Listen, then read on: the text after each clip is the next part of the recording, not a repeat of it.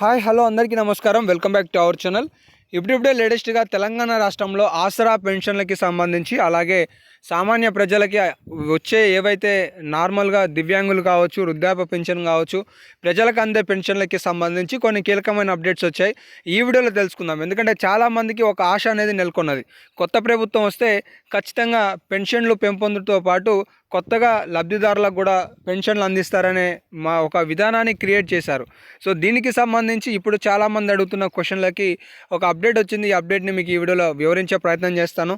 మీరు కూడా మన ఛానల్ ద్వారా ఇలాంటి మరెన్నో లేటెస్ట్ అప్డేట్లు మిస్ కావద్దు అనుకుంటే ఇప్పుడే మన ఛానల్ని సబ్స్క్రైబ్ చేసుకోండి. అండ్ మర్చిపోకుండా ఈ వీడియోని కూడా మన వీడియోలను కూడా లైక్ చేస్తూ సపోర్ట్ కూడా తెలియజేయండి.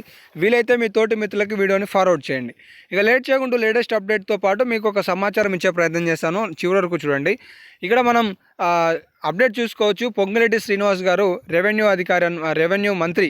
సో వీరు ఏవైతే డిసిషన్స్ వెల్లడిస్తారో అవే అధికారికమైన ప్రకటనలు అని చెప్పేసి కూడా మొన్న క్యాబినెట్ భేటీలో సీఎం రేవంత్ రెడ్డి గారు ప్రకటించారు. అయితే వీరు నిన్న ఏమంటున్నారనే అంశం గురించి కనుక పరిశీలించుకున్నట్లయితే అర్హులకి మాత్రమే రేషన్ కార్డు అలాగే పెన్షన్లు అనేవి ఇస్తామని చెప్పేసి వారు చెప్పడం జరిగింది. అయితే ఇవి ఎప్పటి నుంచి ఇస్తారు? కొత్త పెన్షన్లు 4016 కావచ్చు, కొత్త లబ్ధిదారులకు అందించే పెన్షన్లు కావచ్చు, అసలు ప్రజాపాలనలో తీసుకున్న రేషన్ కార్డులు కావచ్చు, ఇవన్నీ ఎప్పుడు ఇస్తారనే డౌట్ చాలామందిలో ఉన్నది. దీని గురించి మాట్లాడుకున్నట్లయితే ఇక్కడ మీరు చూసుకున్నట్లయితే ఇప్పుడు రాష్ట్ర ప్రభుత్వం అంతా కూడా రుణమాఫీ పైనే ఆలోచన విధానంతో ఆ యొక్క సమగ్రతను కావచ్చు, ఒక కార్యాచరణ కావచ్చు పకడ్బందీగా ముందుకు తీసుకువెళ్తుందనే చూడవచ్చు. ఈ రుణమాఫీ పూర్తి స్థాయిలో అయిపోతానే ఈ రేషన్ కార్డులు అలాగే పెన్షన్లకి సంబంధించి అప్డేట్ వచ్చే అవకాశాలు అయితే అవుపిస్తున్నాయి.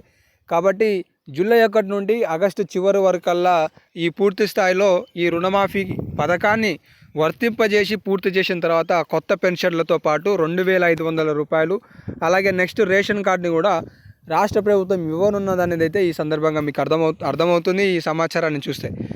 సో ఇవి లేటెస్ట్ అప్డేట్స్. ఇప్పుడే మీ ఫ్రెండ్స్కి కూడా షేర్ చేసి వాళ్ళకు కూడా తెలియజేయండి. ఇలాంటి లేటెస్ట్ అప్డేట్లు మన ఛానల్ ద్వారా మీరు మిస్ కావద్దనుకుంటే సబ్స్క్రైబ్ చేసుకొని ఫాలో అవుతుండండి. ధన్యవాదాలు.